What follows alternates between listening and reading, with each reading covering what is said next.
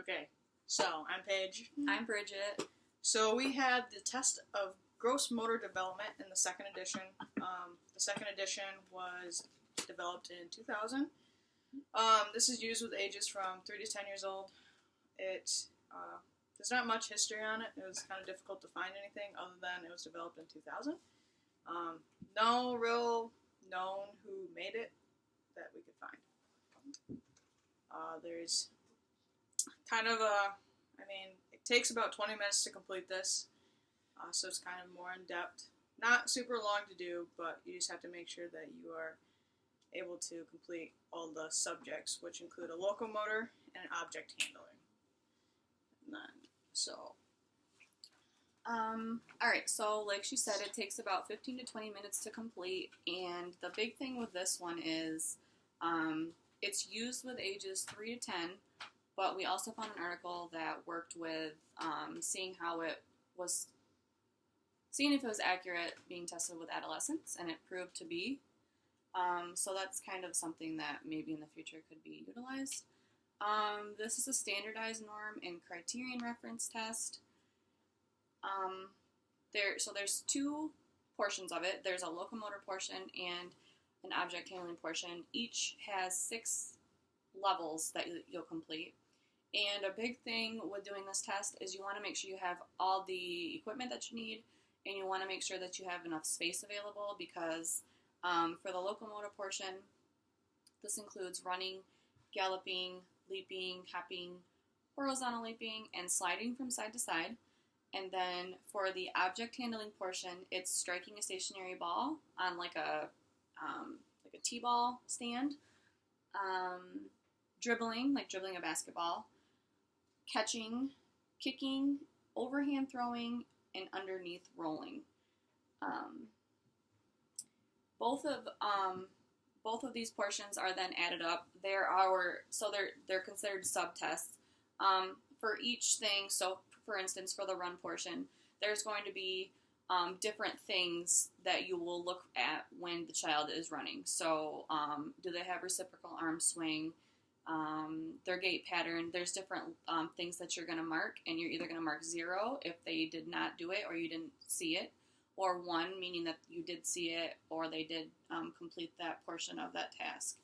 At the end, you're going to add up your score, and that's going to kind of determine what they call a raw score, and then that'll kind of go from there as to where the child is at for like special need case-wise. So especially in their motor function. Right, because typically with these children, they already are behind their peers, so that's kind of why then you take them through this test to kind of see where they're at with their gross motor development.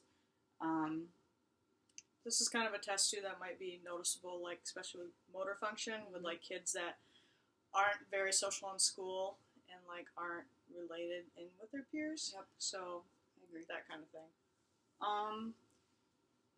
Through all of our sources that we found, it was proven reliable and valid. So that's a big thing to note. I also just wanted to kind of go over, so let's see, where was I looking? So the big thing with this too is you want to make sure that, because some of these kids are younger, you want to demo what you want them to do first so that it's not inaccurate. So if you just tell the child to run, the child could run in you which way. You want to specifically give them the distance. There's actually a portion, and it's all over the internet. You can purchase the kit that you can actually perform this test on a child. It's like around $125 to $130. It comes with everything that you would need. The article we have specifically talks about how it's valid and how it is reliable. Right. The equipment that's needed, for instance, masking tape to mark the distance the child needs to walk, run, or whichever. Not for the kid to use. No. Cones, bean bags, a batting tee and a Nerf ball, soccer ball or a tennis ball, and you want to make sure you have enough space to make sure that they can easily do all of these activities. Let's see. So preferably outdoors. Yeah, definitely outdoors. And it did suggest being around some kind of wall because you're testing I think there's a portion, ball throwing maybe, where you're testing them throwing and then the ball will go against the wall.